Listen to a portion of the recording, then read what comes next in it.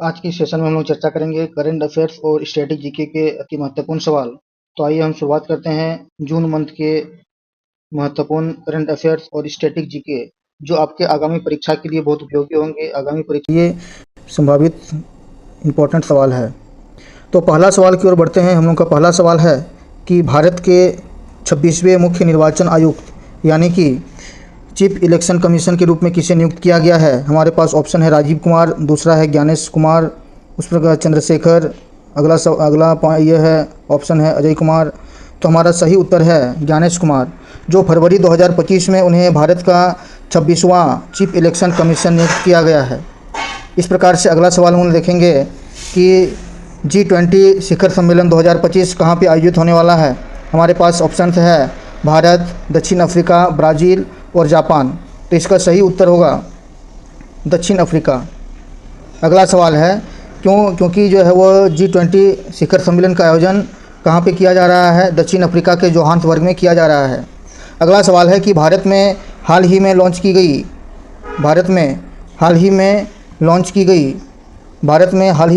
गई semi high speed train कौन सी है।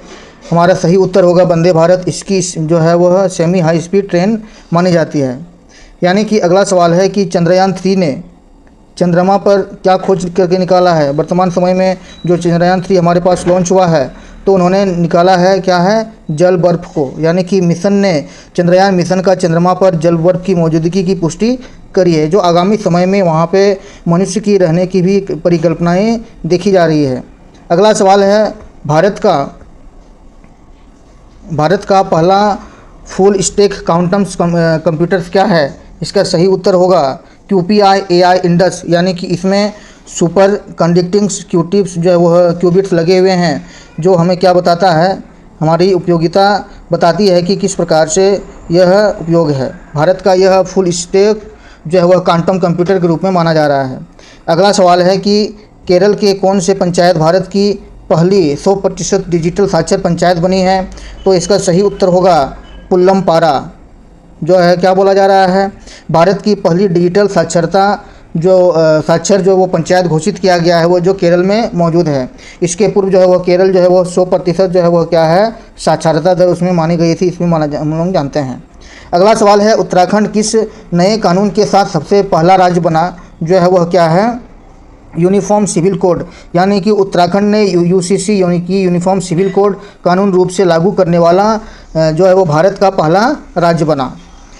इसके अलावा हम लोग के पास सवाल है क्या है कि PM सूरज पोर्टल किस समुदाय को लगभग लागू करने के लिए, लाभ पहुंचाने के लिए उपयोगी है। तो इसका यानी कि PM सूरज जो है वो पोर्टल किन जाति समुदाय के लोगों के लिए जो लाभ पहुंचाने के लिए उपयोगी है। इसका सही उत्तर क्या होगा, SC ST और OBC के रूप में जो है वह जो वर्ग है उसको PM सूरज के द्वारा लाभ पहुंचाया जाएगा। यानी कि इस पोर्टल के माध्यम से जो है इन समुदायों को 15 लाख तक जो है वो बिजनेस लोन देने की प्रावधान करी गई है। क्या है, PM सूरज। ठीक है। अगला सवाल है प्रधानमंत्री कृषि फसल बीमा योजना से CROPIC पहल जुड़ी है। यानी कि इसका क्या उद्देश्य है कि फसल की फ़ोटो आधारित मॉनिटरिंग किए जाए और जिससे जो है यह AI और कंप्यूटर विजन के तहत क्रॉप मॉनिटरिंग के द्वारा इसको उपयोगिता बनाया जा सकता है। अगला सवाल है क्या है, कामकाजी दिल्ली में किस समस्या पर रिपोर्ट से उजागर हुआ है कि बिजली के खुले तार से जो है वह दुर्घटना घट सकती है। बिजली के खुले तार से दुर्घटना घट सकती है। यानी कि अगला सवाल है कि भारत का नेशनल एनिमल क्या है। यानी कि भारत का राष्ट्र पशु क्या है। इसकी क्या है, 1973 में जो है वह क्या किया गया था, इसको अपनाया गया था बाघ को राष्ट्रीय पशु के रूप में।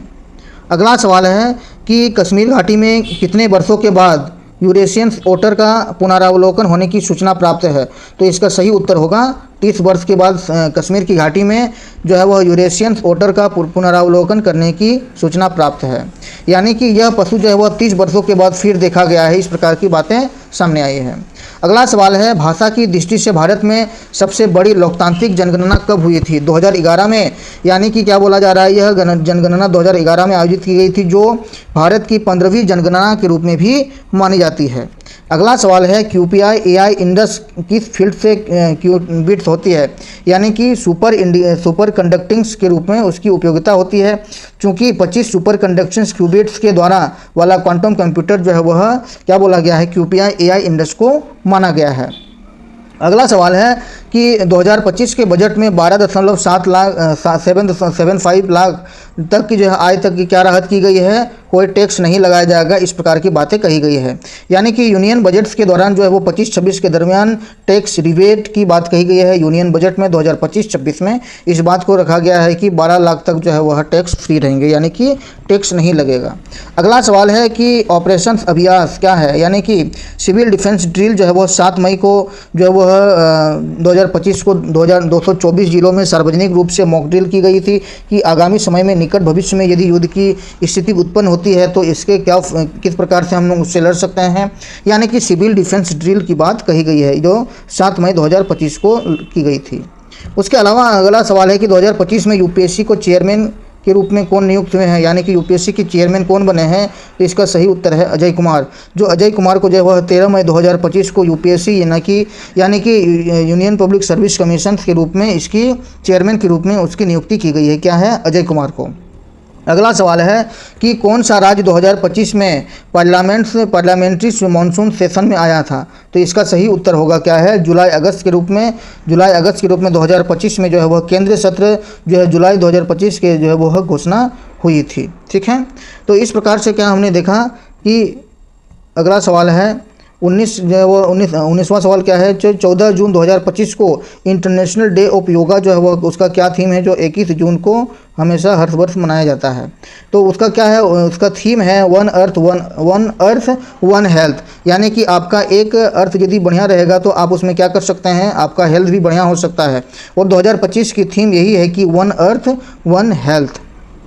अगला सवाल है हम लोगों का, तो ज्ञान पोस्ट सेवा किसके द्वारा शुरू की गई थी, यह जो है वह डिपार्टमेंट ऑफ पोस्ट यानी कि पोस्टल्स के द्वारा किया गया था कि शैक्षिक किताबों के वितरण के लिए एक नई पहल की गई थी जिससे लोगों को, बच्चों को जन जन तक जो है वो क्या किया जाए, शिक्षा से जोड़ा जाए। तो ये था हम लोग का आज का सेशन। इसमें हमने स्टैटिक जीके और करंट अफेयर्स दोनों के सवाल को इसमें जोड़ करके हमने समझने की कोशिश किए हैं। तो सही भारी भांति हमने क्या किया है उसको एक्सप्लेन करने की कोशिश किया है। ठीक है, तो इस प्रकार से अगले सेशन में फिर हम लोग नए क्वेश्चंस को स्टैटिक जीके और कंपाइल साइंस का भी हो, हिस्ट्री का भी हो, इस प्रकार से हम लोग क्वेश्चन को कवर अप करेंगे। तो हम लोग तब तक के लिए मिलते हैं, धन्यवाद।